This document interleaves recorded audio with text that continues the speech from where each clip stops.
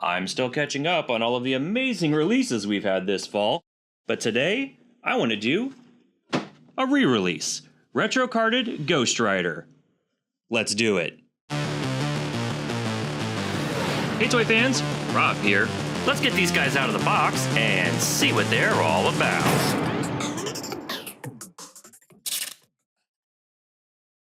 And here he is in the packaging, Toy fans, the retro carded Ghost Rider figure.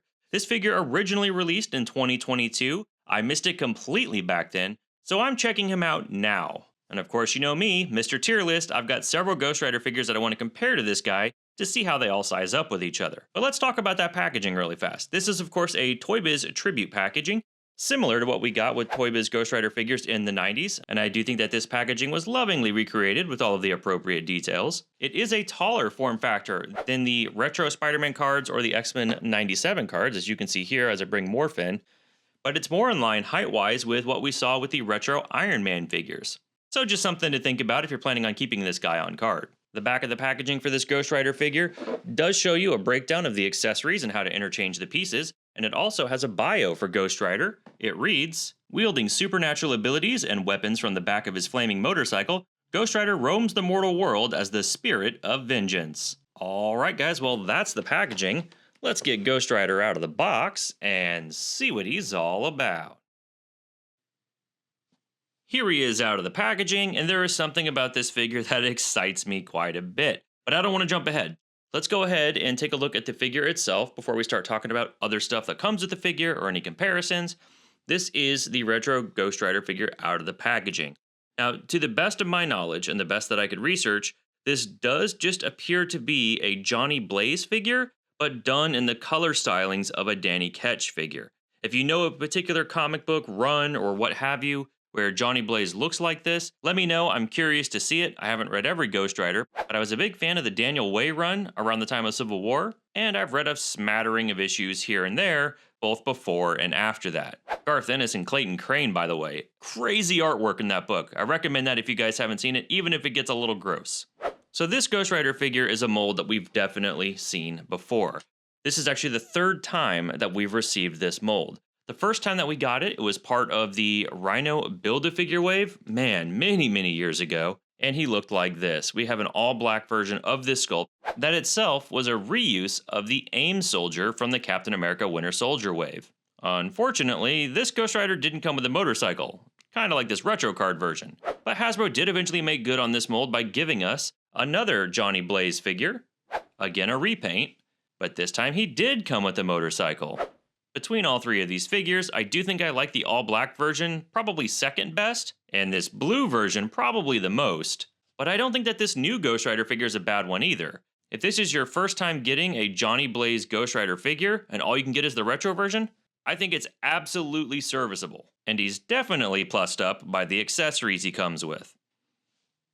Accessory-wise, this retro Ghost Rider figure does come with a flaming chain accessory that we've seen before with other Ghost Rider figures, and it's basically identical, though I will say that this chain accessory does seem to have some silver paint applied to it, versus ones we've received in the past that had more of a flat gray or metalish colored paint, not metallic, that's what I would say. It isn't metallic like this new one. So I do like the change with this figure. This is probably the best chain accessory that we've received from Hasbro so far. Retro Ghost Rider also comes with these swirly orange bits. We've seen these with magic users in the past. I think we've seen them for fire people as well, I can't remember offhand, but they're pretty easy to just apply to the figure. All you have to do is flex them out and wrap them around the wrist of the figure. I don't know that there's really a right or wrong way to apply them, they just add a little bit of pizzazz to your figure. An accessory that's new to this Ghost Rider figure are these flaming skeleton hands, pretty cool inclusions. All you have to do is pop off the existing hands on your figure, and these look really cool. Wish we would have gotten these with all of the Ghost Rider figures so far, but I'm glad they exist now. Before we get to the final accessory, I want to go ahead and talk about the head sculpt on this Ghost Rider figure in case you're brand new to it. A really nice feature about the head sculpt of this figure is that he's got an articulated jaw. Just press down, it opens, and it closes. Great for all kinds of menacing faces you can make with this figure. Also, it's worth noting, of the 3 different versions of this figure that we have so far, this is the first one that actually paints the neck bones of the figure. And let's go ahead and quickly compare the different head sculpts on these Johnny Blaze figures that we received from Hasbro. The Rhino Wave version of this figure has more of a translucent orange skull that's got a frosted white paint on the front of it, kind of giving the illusion that the skull is emerging through the fire. The Rider's version of Ghost Rider, the second version of this figure we received, looks more like a dirty or aged skull that has fire applied to the top of the head. And then we have this new retro Ghost Rider figure, where the skull is much cleaner, newer perhaps, and they've even painted the teeth on this figure. I don't really know that any one way to do the head sculpt is better than the other. I kind of like all three. Alright, and the last thing I want to talk about with this Ghost Rider figure is this Johnny Blaze head. I love the way this thing looks, with the kind of painful red eyes and the flames coming off the top of the head. He's in mid-transformation almost. It's a really cool addition to this figure that already has the skeleton hands and the paint on the neck bone and the way that the fire's coming up out of the collar. In fact, let's go ahead and see what this head sculpt looks like on the other Johnny Blaze Ghost Rider figures that we've already received. Comes off pretty easily. We'll go ahead and put it on the Rhino Wave figure first. And there is absolutely no resistance. Like, this is a perfect fit. They didn't change the ball peg at all. This is what it looks like on the Rhino Wave figure. Not bad. It works. But let's go ahead and put it on the Legendary Riders figure. And this is one that really excites me.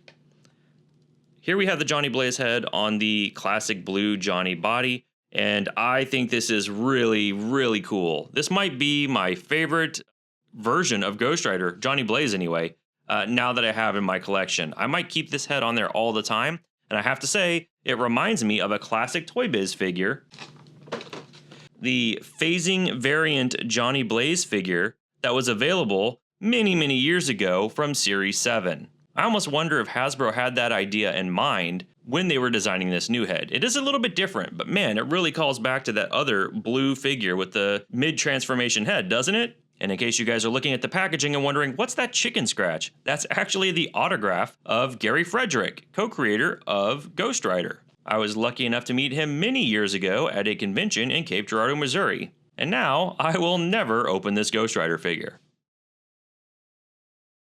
So overall, some absolutely fantastic accessories have been included with this retro Ghost Rider figure. Let's go ahead and take a look at the height. Height-wise, this Ghost Rider figure does stand probably close to 7 inches tall if we go to the top of the flames on his head. Let's go ahead and bring back in the Rhino Wave Ghost Rider figure and the Rider's Ghost Rider figure, and you're going to notice all three of these guys essentially stand at the same height. I think right now this figure on the left looks a little bit shorter, but I think that just has to do with his legs and how they're positioned. They are all the same height. And let's go ahead and bring in the Danny Ketch figure released by Hasbro a couple of years ago, and that old blue Ghost Rider figure from the Epic Heroes days of Marvel Legends. And while I don't have a version of Series 7 Ghost Rider out of the packaging, I do have the Walmart exclusive Cannonball figure that uses the exact same body mold, and you can see the height difference here. And I hope the wounds aren't still too fresh, but here he is compared to the retro-carded Longshot figure, whose body seemingly was going to be used on the Robbie Reyes Ghost Rider figure that we never received. Maybe someday. Alright, but enough of these figure comparisons. This Ghost Rider came without a motorcycle, so let's see what we can do about that. I'm going to bring in the Cosmic Ghost Rider motorcycle, and while it's clearly not Johnny's bike, he does seem to fit on it alright, don't you think? Here he is on Hasbro's version of Danny Ketch's motorcycle. Here he is on the Legendary Rider's Ghost Rider motorcycle, the one that came with the blue Johnny Blaze figure. And it works! It just doesn't match. And finally, here he is on Punisher's motorcycle, which is all black. It lacks the flames, but maybe you can get away with it if you're putting the phasing head on your Ghost Rider figure. Alright, toy fans, well that's my review of the retro-carded Ghost Rider figure originally released in 2022 by Hasbro. Overall, if you're a newer collector and you're looking to get a Johnny Blaze Ghost Rider figure, you shouldn't feel bad about going after this guy.